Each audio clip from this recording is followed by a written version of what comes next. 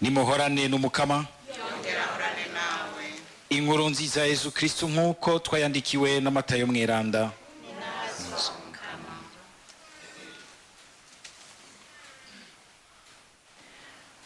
Yesu abonye ishengero rikoranye aduga ku gasozi ngo amare kwicara, abigishwa biwe baramwegera.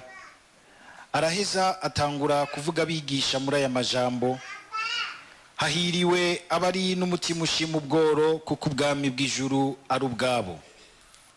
Hahiriwe abitonda, kuko bazotorana isi. Hahiriwe abari mu marira, kuko bazohozwa.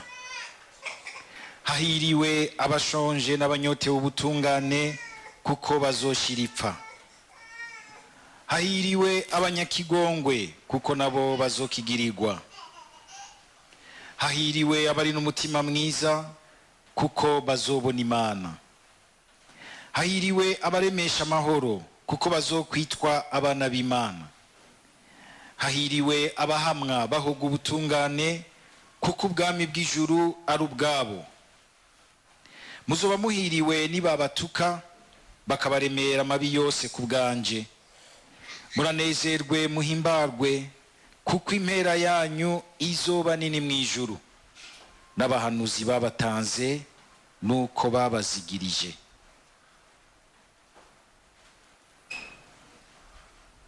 Dushimagize iri rivumerewe na Kristo.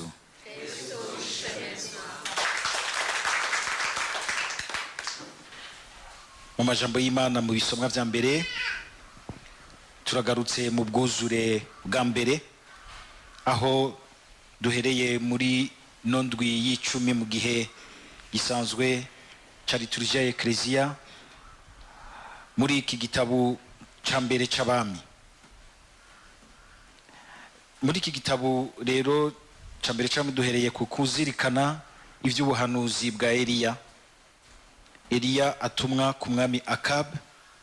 Twumvise ingene Imana imuburira mu kumutuma ko umwami, no kuvuga ko atumwe ku gihugu cose, ko imvura igiye gutara gushikaho Imana yonyene izoheza igasubira ikabimenyesha umuhanuzi. Hanyuma Imana igaca imuhungishiriza ku musozi wa Keriti,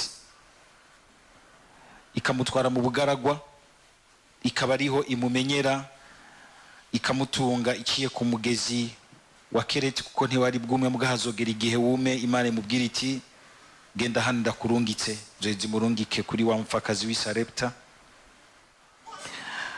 Ikanamugaburira iciye ku bikona. Biratangaje ingene Imana yahisemwo kugaburira umuhanuzi wayo ikoresheje izi nyoni z'ibikona, kuko vyari ibinyoni mu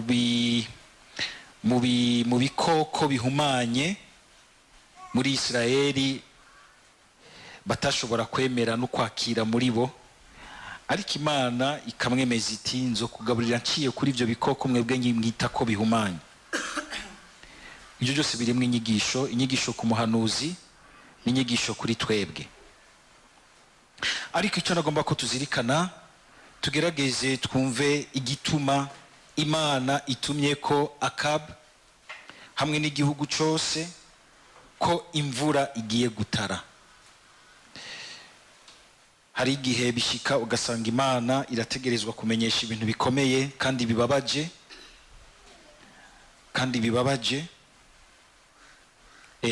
ugasanga ntivyoroshe kwakira, bikanagora no kuzirikana no gutahura mbere ku Mana ingene ishobora kubura ibintu bibabaje kandi bihanitse. Ariko Imana yiretse tugaca mu bihe bigoye bihanitse, ibigomba kuducyorora, kudutegurira igihe gishasha.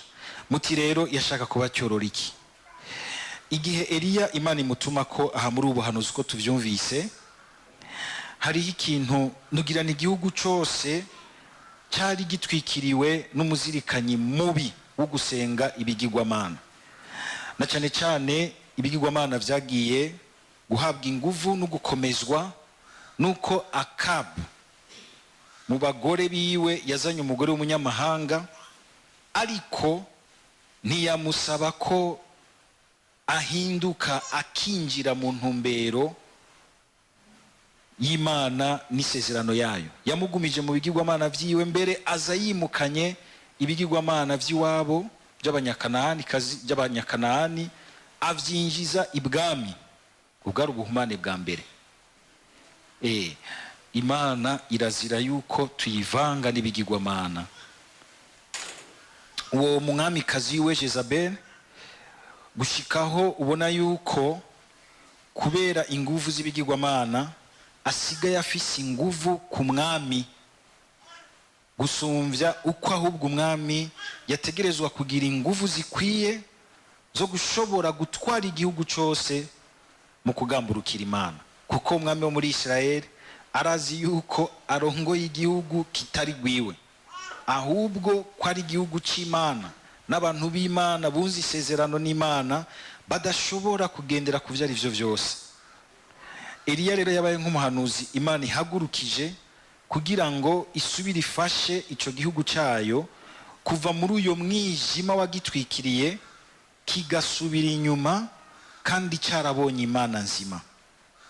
Biradushikira ugasanga mu buzima bwacu umuntu kwiwe canke nk'umugwi canke nk'umuryango canke nk'igihugu cyose ugasanga umenga turatwikiriwe n'umuzirikanyi mubi, tugasubira inyuma tukibagira aho Imana yadukuye, tugatakaza isezerano, tugasigara tugendera mu mwijima w'ibintu bibabaza gose Imana. Imana ko itubuza gusenga ibigirwamana irazi igituma, irazi ko ibigirwamana nta kirimwo, kandi ko mu gusenga ibigirwamana tugire Kristo. Ico rero abantu benshi hari igihe batiyumvira gushika ngaho. Mu gusenga ibigirwamana ntidushobora kwitabwa n'ikindi kintu atari amashetani. Shetani iriho n'abakozi bayo muri nosi. Mugo uzosanga ari abantu bagira ngo shetani ngo ni inyubako y'ivyumviro by'abantu. Iriho nivyo bica byitaba bigaca biganza umuntu, tukabona abantu duti tukaba mico n'imigenzo, tukinjira mu migenzo mibi. Kuko hariho amashetani ajya mubona yaduka turiko turasenga, ajya ni mato cyane, ajya yiyarura. Hariho ayandi yinyegeza mu bintu bihindura gose umuzirikanyi, ingeso z'abantu, igihugu cyose ugasanga umenga cinjiye ahantu habi, cinjiye ahantu habi, kandi ukabona umenga kiraboshe, ari ibintu bikiboshe, hari ibintu bikiboshe. Aha n'akaryo keza kugira ngo twese tuzirikane. Umwe wese ashobora kumva ati jewe n'ubu hari ikintu tukinigana umenga kiracamboshe, canke umuryango wanje hari ikintu tukinigana umenga kiraboshe, ugutera intambwe, ukuguma mu sezerano y'Imana. Eka mbere n'ekleziya yose, imiryango y'abihaye Imana, imigwi, urashobora kumva yuko umugwi w'abantu canke ari umugwi w'ubutumwa canke ari umugwi w'abasangiye umubano, ukumva yuko umenga hari ibintu biboshe, kenshi ibiboshe nabi ugasanga byazananye hejuru. Uyu munsi hari imvugo bakunda ngo byavuye hejuru. Ibintu biboha bizananye hejuru biragoye gose, kuko bizana umurandaranda wo gusanga abantu basigaye biyumvira ukuntu, ibintu muzobona bibosha ahantu nukuraba neza yuko bitaba bizanana hejuru, kuko hejuru niho bategerezwa kwama bariko bararaba kugira ngo tugire Kristo. Mwoye gusamara, abo bantu bashitse mubareke bashike bicare umviriza ijambo ry'Imana. Mwoye gusamara, cyo mwana nanje samaye cyo ntangura kubabwira amahopa, namwe ni mwasamara amahopa aca yinjira mu bwenge.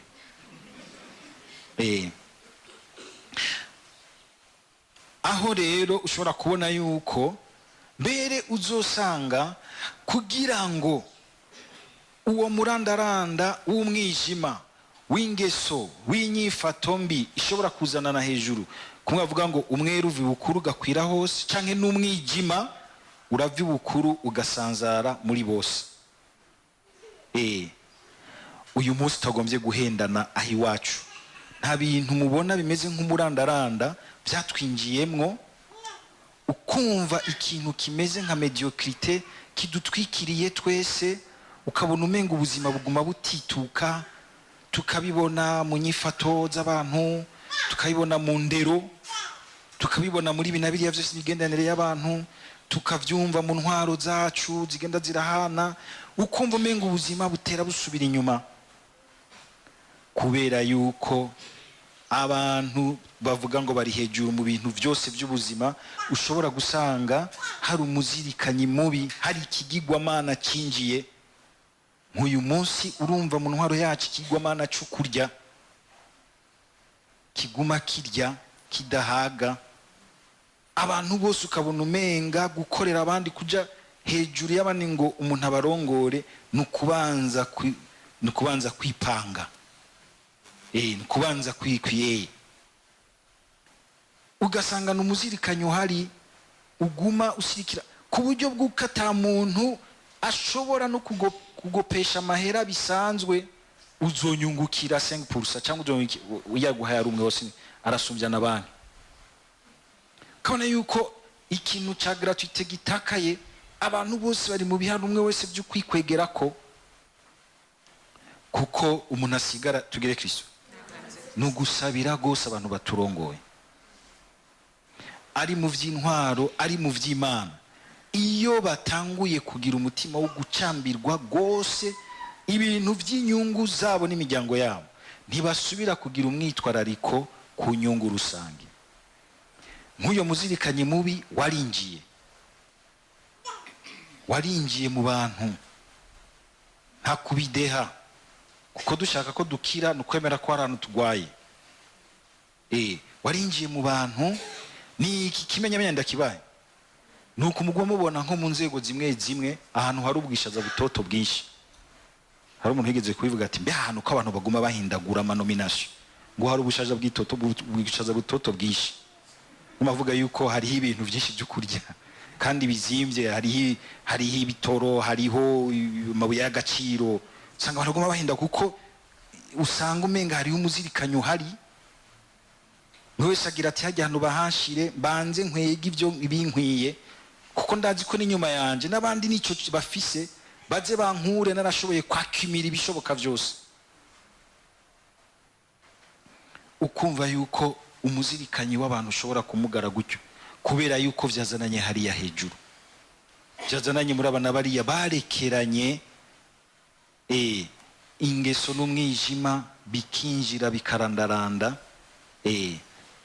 Kuko nk'umuntu w'umukuru bizomugora ingene aja guhagarika ingeso igoye ku muntu muto, kandi nawe ayibona ku mukuru wiwe.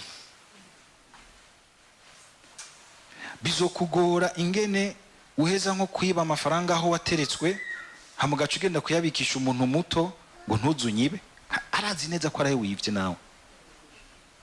Bizogora.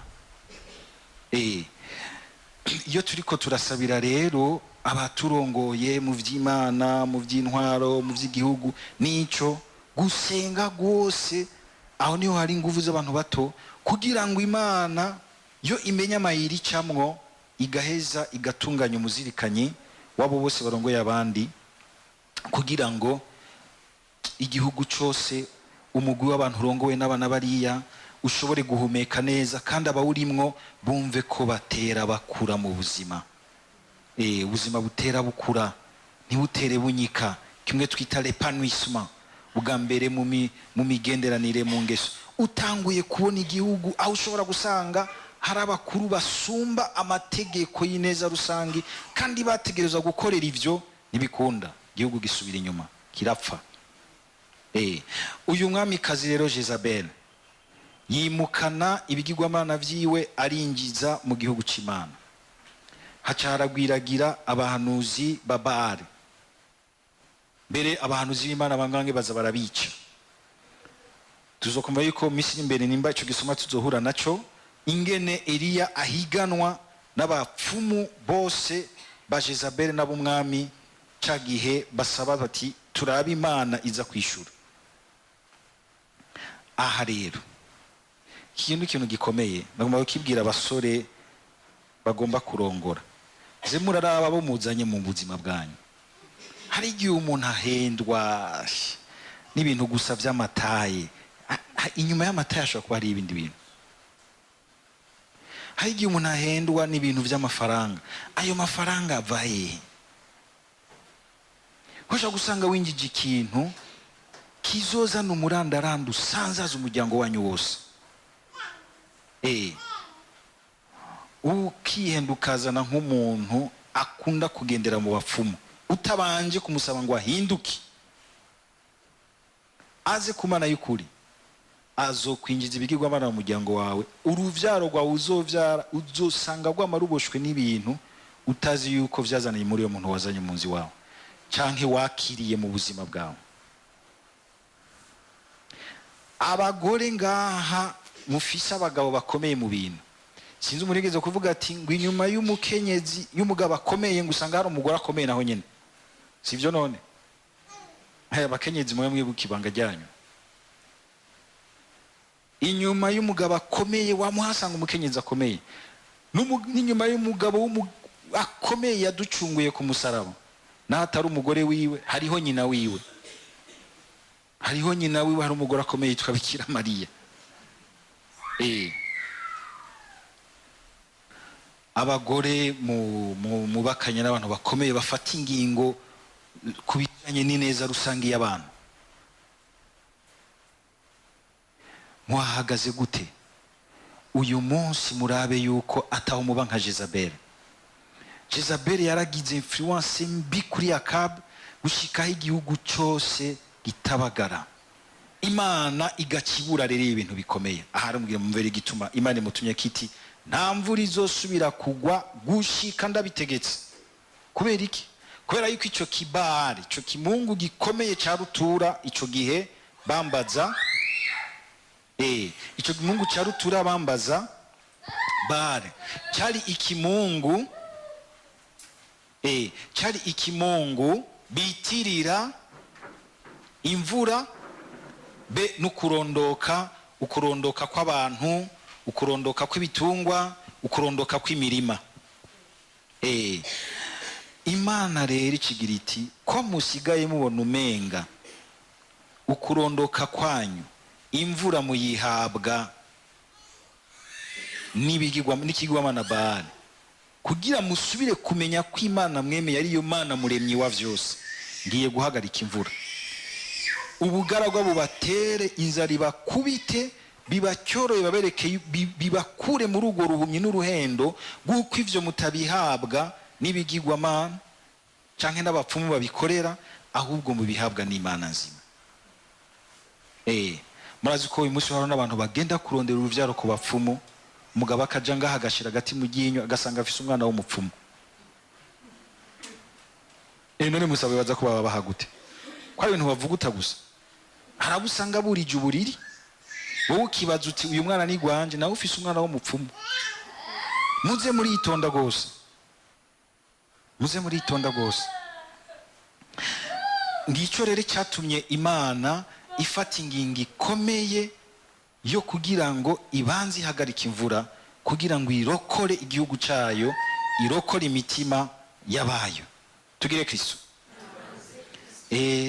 Hari igihe Imana ifata ingingo zikomeye zihanitse kugira ngo idukure ahakomeye ahahanitse, ngo nidusange twagiye amazima yongo. Niko abavyashitse kubera yuko bari biyuguruye ibigirwamana, ariko kandi hari abandi bishikira atari uko babiyuguruye ibigirwamana bagaca mu bihe bigoye n'ibihe bihanitse, mugabo atari uko baciye mu bintu bibabaza Imana, mugabo kuko baheza bagatwara nabo muri bo ubabare buheza bugafasha abandi kugira ngo bakire. Burya twama dufise solidarite mu nabi na solidarite mu neza. Hari igihe no mu bibabaza hari ahantu utegerezwa kubabara kubera abantu bacu, kubera igihe cyacu, kubera igihugu cyacu. Umuhanuzi ngaha yarababaye gose, yarababaye gose, tagira uti ngo nuko nawe yagiye kuzana ibigirwamana, mugabo kubera urukundo afitiye igihugu ciwe akemera akagwana kugira ngo igihugu ciwe gisubirane iteka c'abantu basenga Imana y'ukuri. Nakaryo keza kugira ngo natwe tumenye intambara tugwana mu buzima, ingene dutegerezwa kugwana intambara zikomeye muri ubu buzima kugira ngo tugumye iteka ryacu ryo mwibatisimo. Uyu munsi ukabona ingene turi mu mageragezwa menshi cyane, amageragezwa yo kubaho mu byo kubaho kwa misi yose, amageragezwa menshi. Uyu mwana ni murabe mu abavyeyi baguma iruhande yiwe.